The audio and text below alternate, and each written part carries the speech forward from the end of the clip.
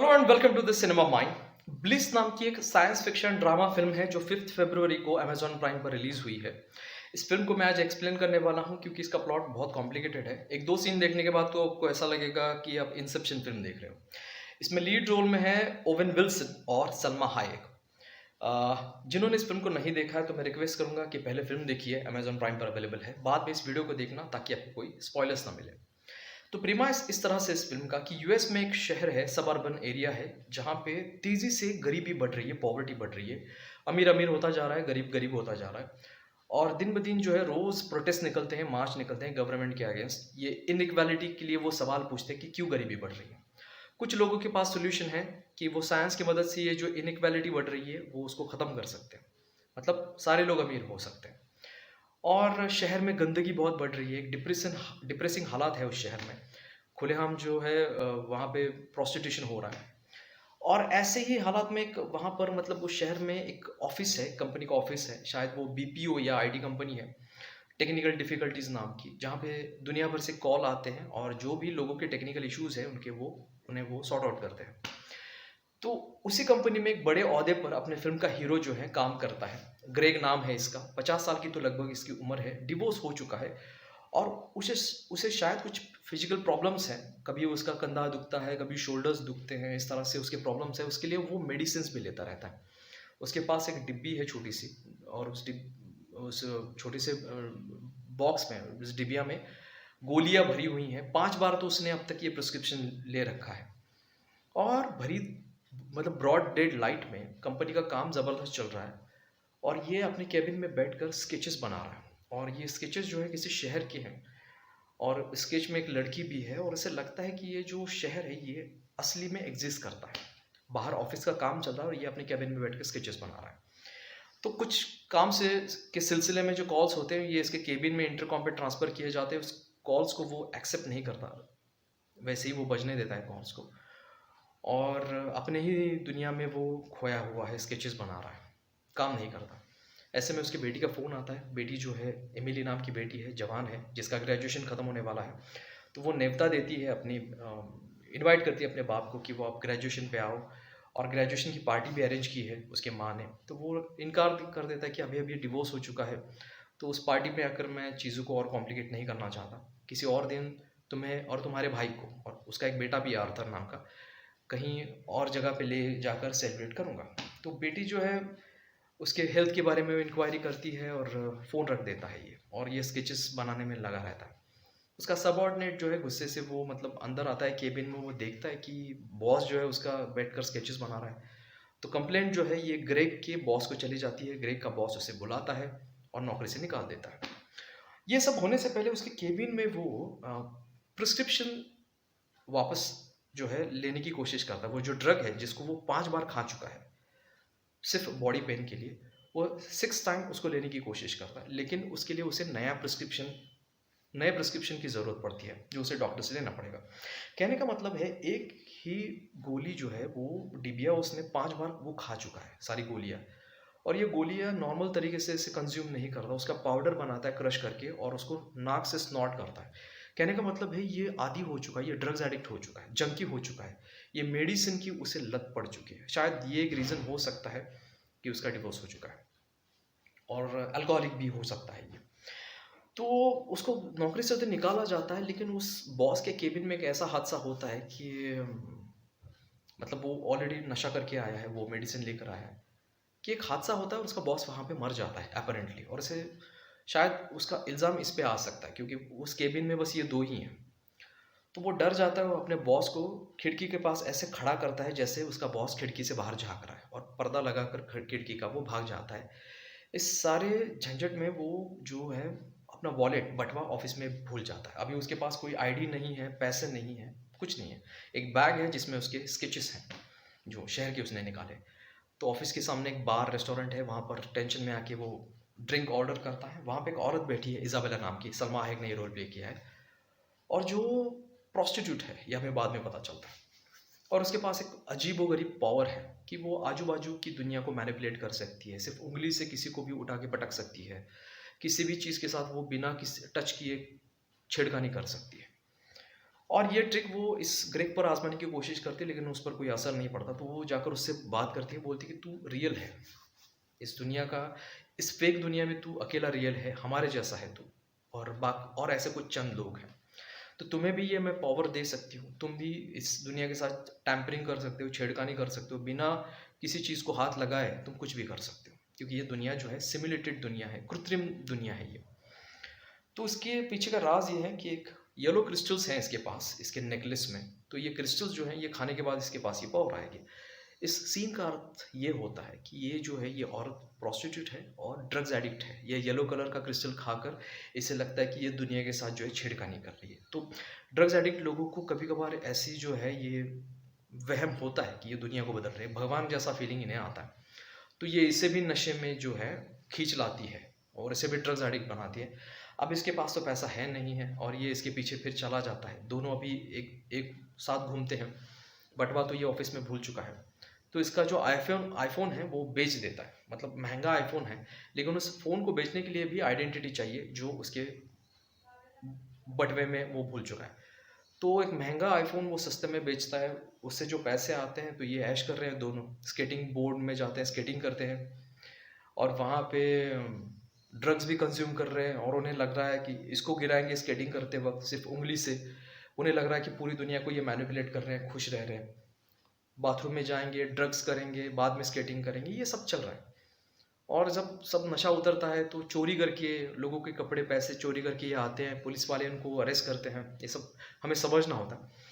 और फिर ये मतलब ड्रग्स के लिए इतने पैसे होते हैं इनके पास, लेकिन एक टाइम आता है जब पेट भरने के लिए इन्हें सैंडविच के पास भी खाने के लिए भी पैसा नहीं है।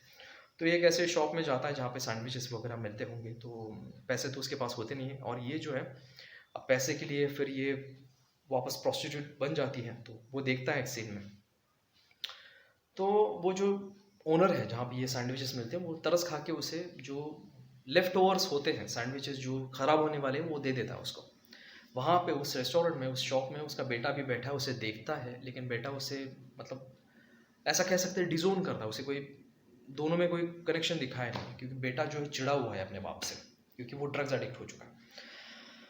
तो जब वापस वो आती है इज़ाबेला, तो वो बताता है कि ये हर बार मैं गोलियां लेता हूँ, तुम मुझे बता रही हो कि ये दुनिया फेक है, सिमुलेटेड है, जो उसने बनाई है, तो मुझे यकीन नहीं आ रहा, मुझे तुम पर यकीन नहीं आ रहा कि ये दुनिया फेक है, तो असली दुनिया मुझे दिखा। तो बोलता है कि ये इज़ाबेला बोलती है कि ये येलो जो क्रिस्टल्स हैं इससे काम नहीं होने वाला, हमारे पास ब्लू क्रिस्टल्स है, उसे लेने के बाद हम असली दुनिया में चले जा सकते हैं। तो ये 10 क्रिस्टल्स देने पड़ेंगे एक एक को, तब जाकर हम असली दुनिया में वापस चले जाएंगे, हमेशा के लिए रहेंगे। इनके पास होते हैं टोटल 16, तो 8 ये लेगा 8 ये लेगा, और एक थेरी है कि 10 खाने के बाद ही वो वापस पूरी तरह से वापस जाएंगे।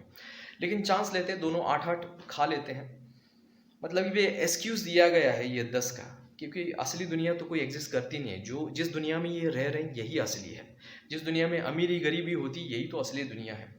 अब ये नकली दुनिया इसलिए है क्योंकि जब वो उस क्रिस्टल को स्नॉट करते हैं नाक से मशीन के साथ में, तो ये असली दुनिया में इनके हिसाब से जो असली दुनिया वहाँ पे चले जाते हैं। और यहाँ पे ये दोनों ग्रेग और इज़ाबेला डॉक्टर्स हैं, साइंटिस्ट हैं, और ये अमीर हैं।